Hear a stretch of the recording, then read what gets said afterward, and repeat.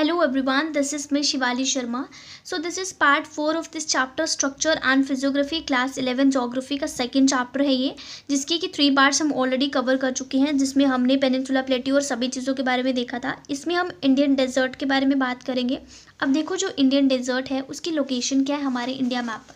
यहाँ पे देखो ये जो शेडेड पोर्शन है बिल्कुल बीच में ये फेस कलर में, ये हमारा है इंडियन डेजर्ट। ये बिल्कुल यहाँ पे नॉर्थ में लाई करता है या फिर वेस्ट में लाई करता है हमारे अरावलीज़ के। देखो ये जो इंडियन डेजर्ट है हमारा, ये अरावलीज़ के नॉर्थ में लाई करता है, जो कि देखो यहाँ पे अरावलीज़ हैं, ये वाली, let me mark it with pen, ये अरावलीज़ है, तो यहाँ पे ये बिल्कुल लाई करता है नॉर्थ में। उसके बाद यहाँ पे लॉन्गिट्यूडनल ड्यून्स एंड बार्चन्स क्रिएट होते हैं। बार्चन मैंने आपको लास्ट चैप्टर में भी बताया था कि कुछ रेत के टीले एक साथ एक दूसरे के ऊपर इकट्ठे हो जाते हैं और फिर बार्चन्स क्रिएट होते हैं, और लॉन्गिट्यूडनल ड्यून्स भी यहाँ पे क्रिएट होते हैं। अब जो हमारा इंडियन डेजर्ट है ना, वहाँ पे रेनफॉल काफ़ी कम होती है, आपको पता है 150 mm से पर ईयर की रेनफॉल से भी कम की रेनफॉल होती है यहाँ पे, क्योंकि यहाँ पे एरिड क्लाइमेट है, लो वेजिटेशन है, इसी कारण यहाँ पे, और इसको मारुस्थल रीजन भी कहते हैं, मारुस्थली भी कहते हैं, क्योंकि काफ़ी एरिड क्लाइमेट यहाँ पे है।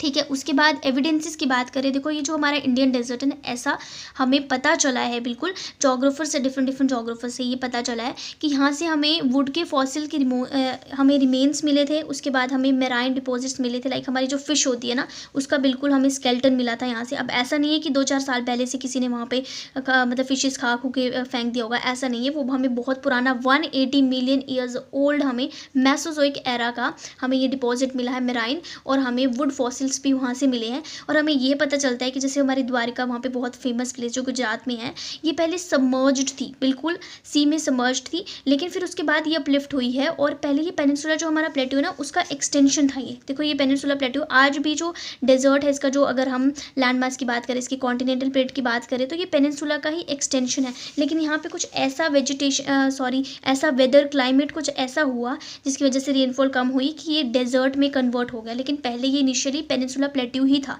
और यहाँ से हमें काफ़ी सारे फॉसिल्स मिलते हैं जो हमें ये प्रूव करने में हमारी हेल्प करते हैं कि ये कहीं ना कहीं पहले डिजर्ट नहीं था, ये भी हमारा एक वेट भी नहीं कह सकते, बट ये एक अच्छा एरिया था, लेकिन अब ये डिजर्ट में कन्वर्ट हो गया। सो ये एक्सटेंशन है पेनिनसुला का, ये मैंने आपको बता दिया। अब डिजर्ट्स जो होते हैं ये भी 2 टाइप्स के हैं हमारे पास, 2 पार्ट्स के हैं, एक नदन और एक सदन। अब नदन सदन का क्या मीनिंग है कि जो नदन वाला है वो सिंध पाकिस्तान की तरफ स्लोप है, उसका कुछ ऐसी स्लोप है, और जो हमारा सदन वाला है उसका स्लोप जो है वो रन ऑफ कच्छ की तरफ है। देखो ये हमारे पास रन ऑफ कच्छ है, तो यहाँ पे क्या है कि एक जो है ये ऐसे इसका स्लोप है सिंध की तरफ, ठीक है, और दूसरा जो है उसका स्लोप ऐसे मान सकते हैं आप, ठीक है, ऐसे कुछ है ऐसे, ठीक है। एक जो है उसका सिंध पाकिस्तान की तरफ स्लोप है ऐसे, और दूसरे का स्लोप हमारे इंडिया की तरफ है जो कि इस तरफ है, ठीक है, रन ऑफ कच्छ की तरफ है, और एक सिंध की तरफ है। सो ये भी इसकी 2 टाइप्स हैं। और दूसरी बात ये है कि जो रेत है, ठीक है, वहाँ पे जो सैंड है, जब वो हवाएं चलती हैं तो वो उड़ता है, तो काफ़ी सारे वो क्रिएट करता है फीचर्स, जैसे मशरूम रॉक्स क्रिएट करेगा। ये इस तरह से होती हैं। क्या होता है कि पहले एक पूरी चट्टान होती है, अब रेत के जो सेडिमेंट्स हैं वो बार बार यहाँ से उड़ के जाएंगे, तो क्या करेंगे, इस चट्टान को वो भी यहाँ से बिल्कुल इसकी मिट्टी को निकाल के आगे ले जाते हैं हवा में, और ये ऊपर की मिट्टी ऐसी रह जाती है, तो ये एक मशरूम टाइप क्रिएट हो जाता है। नीचे से काफ़ी पतली पड़ जाती है और ऊपर से वैसी की वैसी रहती है। सो ये मशरूम रॉक्स क्रिएट होती हैं। फिर शिफ्टिंग ड्यून्स में क्या होता है कि रेत के टीले इधर से उधर हवा में आगे पीछे अपनी पोजीशन चेंज करते हैं। ओसिस में क्या होता है कि आगे पीछे लैंड रहेगी और काफ़ी सारे ट्रीज़ होंगे, और बीच में बस एक लेक होगी वाटर के लिए, ठीक है, पूरा पानी नहीं होगा, लेकिन आसपास में रेत होगा और फिर ट्रीज़ होंगे, लेकिन बीच में सिर्फ लेक होगी या फिर वाटर थोड़ा सा वहाँ पे होगा, ठीक है। अब जो इंडियन डेजर्ट की जो रिवर्स है ना, वो भी एफीमेरल है। अब एफीमेरल आप यहाँ पे याद रख सकते, देखो पेरिनियल रिवर वो होती है जिसमें साल भर पानी रहे, जो कि हिमालय से जैसे निकलती है। अब ये जो रिवर्स होती है ना, ये एफीमेरल होती है, मतलब पेरिनियल नहीं है, साल भर इसमें पानी नहीं रहता है, पानी सूख जाता है कुछ टाइम तक, जब तक रेन रहती है तब तक ही पानी होता है। जैसे लूनी रिवर है जो कि हमारे यहाँ पे राजस्थान से ओरिजिनेट होती है, और ये एक ऐसी रिवर है कि समुद्र में जाके मिलती भी नहीं है, उससे पहले ये यहाँ से ओरिजिनेट होगी जैसे, तो यहीं पर जाके ये खत्म हो जाती है, ये हमारे समुद्र में जाके मिलती भी नहीं है, क्योंकि यहाँ पे लो प्रेसिपिटेशन, आपको पता है डेजर्ट एरिया है, बारिश काफ़ी कम होती है और इवेपोरेशन काफ़ी ज़्यादा होती है, तो यहाँ पे जो लेक्स हैं उनका जो वाटर है वो भी ब्रैकिश वाटर है, लाइक आप कह सकते हैं नमकीन पानी, यहाँ पे नमकीन पानी देखने को मिला है। क्यों? क्योंकि रेन काफ़ी कम होती है। सो आई होप आपको डेजर्ट वाला जो रीजन है हमारे इंडिया का वो काफ़ी अच्छे से समझ आया होगा।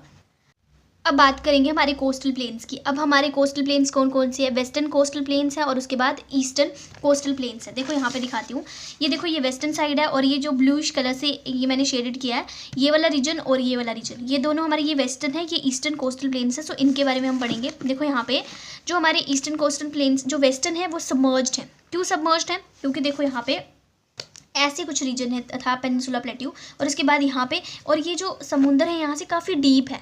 डीप होने का क्या रीज़न है? अंदर यहाँ पे, जैसे यहाँ पे ना शैलो है, इतना ज़्यादा डीप नहीं। आप बहुत आगे जाके अगर आप कभी मतलब कोई भी यहाँ पे गिर जाता है तो बहुत आगे जाके डूबेगा, लेकिन इस साइड जो है ना ये काफ़ी डीप है यहीं से। ऐसा क्यों है? क्योंकि यहाँ पे काफ़ी कम रिवर्स हैं, सेडिमेंट्स तो यहाँ पे है नहीं है जो कि इसको शैलो बनाएंगे, सो इसलिए ये काफ़ी डीप है। लेकिन ये पोर्ट्स एंड हार्बर्स के लिए काफ़ी ज़्यादा हेल्पफुल होता है, क्योंकि पोर्ट्स को आपको पता है कि बिल्कुल यहाँ तक आना होता है, तो उनको डीप एरिया चाहिए, पानी तो चाहिए ना। बिल्कुल शैलो वाटर में तो शिप हमारी चल नहीं सकेगी, सो इसलिए यहाँ पे शिप्स के लिए कम पोर्ट्स एंड हार्बर्स है और यहाँ पे ज़्यादा देखने को मिलेंगे। सो ये देखो वेस्टर्न जो कोस्टल प्लेन्स है वो नैरो बेल्ट है, काफ़ी कम है बेल्ट है, और ये कंडीशन प्रोवाइड करती है पोर्ट्स के लिए और हार्बर्स के लिए। क्यों? क्योंकि ये डीप वाटर, मैंने आपको बता दिया इस साइड जो है वाटर डीप है, नीचे जाके बहुत समुद्र गहरा है, तो इसलिए यहाँ पे हार्बर्स और पोर्ट्स काफ़ी ईजिली हम बना सकते हैं। उसके बाद जो वेस्टर्न कोस्ट है ये नैरो है, मिडल में, यहाँ पे ये मिडल में नैरो है, लेकिन यहाँ पे ये आपको ब्रॉड देखने को मिलेगा।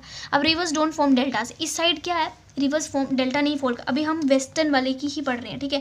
यहाँ पे रिवर्स एट डेल्टा फॉर्म नहीं करती है। क्यों? क्योंकि यहाँ पे आपको काफ़ी कम स्पेस मिलेगी, डेल्टा नहीं बन पाएगा यहाँ पे। और जबकि इस साइड प्लेन एरिया ज़्यादा है, तो यहाँ पे डेल्टा बनाना काफ़ी आसान है रिवर्स के लिए, तो यहाँ पे डेल्टा बनता है, यहाँ पे नहीं बनता है, ठीक है। ये नैरो है यहाँ से, और यहाँ से ये ब्रॉड है, ठीक है। उसके बाद यहाँ पे ports and harbours come construct होते हैं, यहाँ पे ज़्यादा कंस्ट्रक्ट होते हैं, क्योंकि यहाँ पे डीप वाटर है और यहाँ पे शैलो वाटर है, ठीक है। अब ईस्टर्न कोस्टल प्लेन्स की अगर हम बात करें तो ये इमर्जेंट है। यहाँ पे क्या है कि यहाँ पे हमारी जो लैंड बाउंड्री है वो काफ़ी 500 किलोमीटर आगे जाके आपको कॉन्टिनेंटल शेल्फ आप ऐसे जाते जाएंगे, और काफ़ी नैरो और शैलो एरिया है, सो जिस कारण यहाँ पे पोर्ट्स का कंस्ट्रक्शन तो बिल्कुल भी बहुत कम होता है, बिल्कुल रेयर यहाँ पे पोर्ट्स हैं। उसके बाद ये ब्रॉडर है, क्योंकि मैंने आपको दिखा दिया यहाँ पे, देखो यहाँ पे कितना पतला है, लेकिन यहाँ पे कितना ब्रॉडर प्लेन एरिया है, सो ये ब्रॉडर है, ये नैरो है, ठीक है। उसके बाद रिवर्स यहाँ पे डेल्टा फॉर्म करती हैं, आपको पता है महानदी आएगी, गोदावरी आएगी, कृष्णा आएगी, कावेरी आएगी, तो यहाँ पे गंगा B1, यहाँ से यमुना जब गंगा में मिलती है, फिर उसके बाद ये भी डेल्टा बनाती है। सो इस साइड जितनी भी रिवर्स हैं वो सारी डेल्टा बनाती है, जबकि इस साइड रिवर्स जो है वो डेल्टा नहीं बनाती है, क्योंकि प्लेन एरिया काफ़ी कम मिलता है, तो डेल्टा नहीं बन पाता है, और पोर्ट्स एंड हार्बर्स भी इस साइड काफ़ी कम देखने को मिलते हैं। अब हम बात करेंगे आइलैंड्स की, ठीक है। अब हमारे इंडिया में दो मेजर आइलैंड्स, एक बे ऑफ बंगाल में है और एक अरेबियन सी में है। देखो ये बे ऑफ बंगाल वाला, ये बे ऑफ बंगाल सी है, ये अरेबियन सी है। पूरा आपको कन्फ्यूजन नहीं रखनी है, पूरा क्लियर करना है कि ये बे ऑफ बंगाल है, ये अरेबियन सी है। यहाँ पे हमारा अंडमान एंड निकोबार आइलैंड्स है, यहाँ पे हमारा लक्षद्वीप आइलैंड है, एक ही आइलैंड है यहाँ पे, और यहाँ पे अंडमान एंड निकोबार ये है, ठीक है। बेसिकली ये भी एक ही है।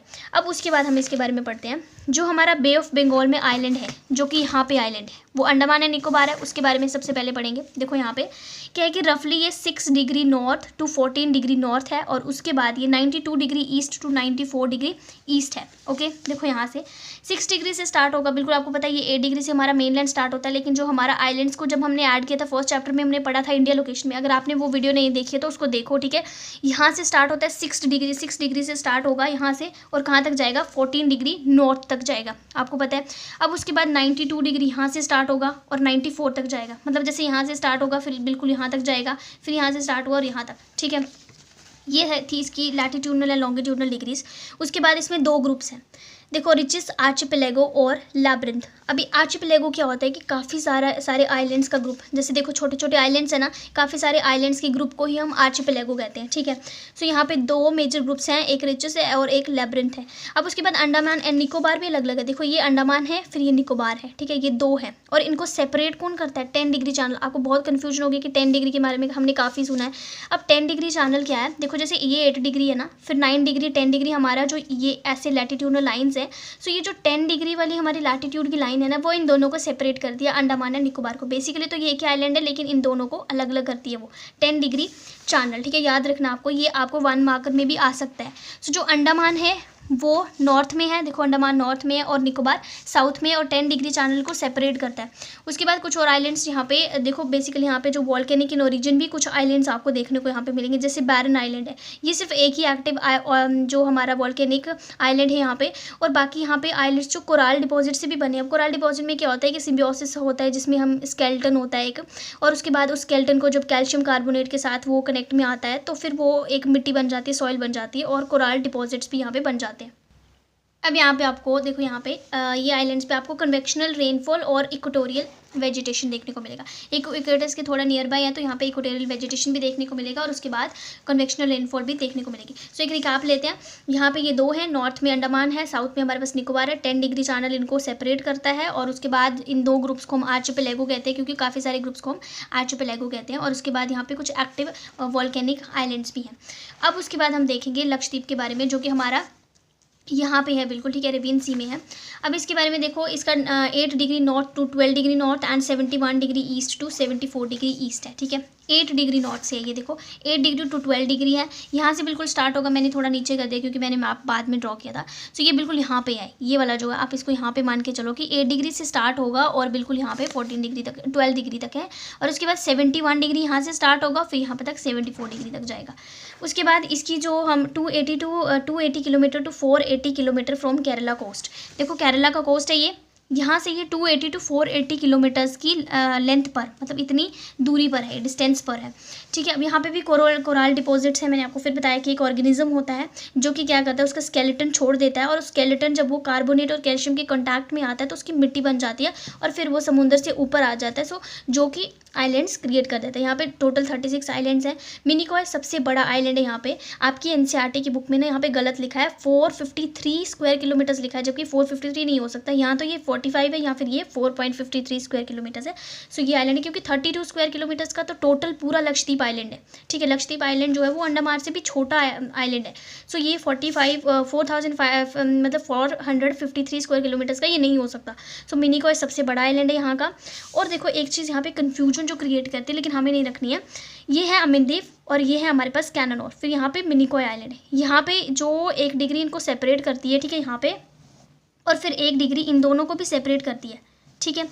अब देखो 9 डिग्री जो चैनल है ना, वो मिनिकॉय आइलैंड को और लक्षद्वीप, इन दोनों को, ये जो अमनदीप है और उसके बाद ये कैननोर है, इन दोनों को आप एक लक्षद्वीप आइलैंड मान के चलो।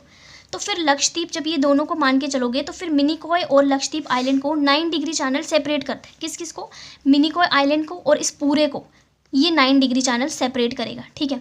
उसके बाद जो 10 डिग्री चैनल है ना, वो किसको सेपरेट करता है? वो अमनदीप को और कैननोर, इन दोनों को 10 डिग्री चैनल सेपरेट करता है, ठीक है।